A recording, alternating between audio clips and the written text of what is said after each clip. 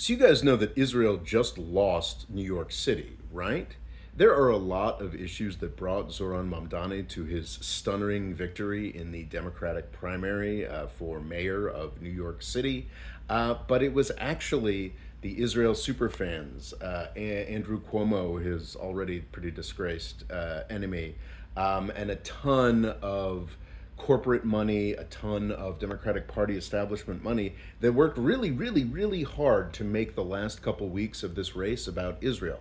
They brought up every single thing that Mamdani had said in his past that was at all critical of Israel. And to be clear, this guy is very critical of Israel. He wants to arrest Netanyahu if he comes to the city. He calls it a genocide, as it is.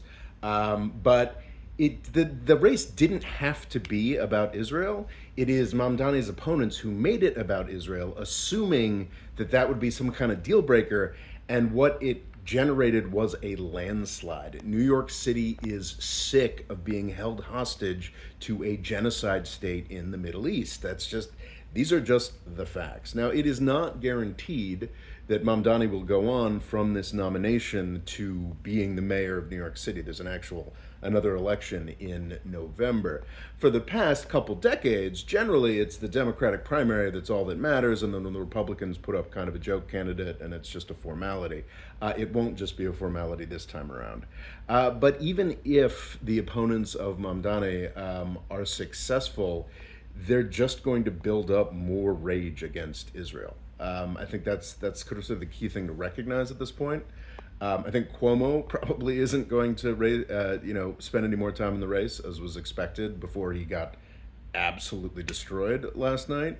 But yeah, I think the folks who are like, oh, let's make the election like a real run, like, sure, it's entirely possible that if $1 billion is spent on the mayoral race, that Mamdani will lose to some Republican or Eric Adams, the other disgraced guy who will probably be running.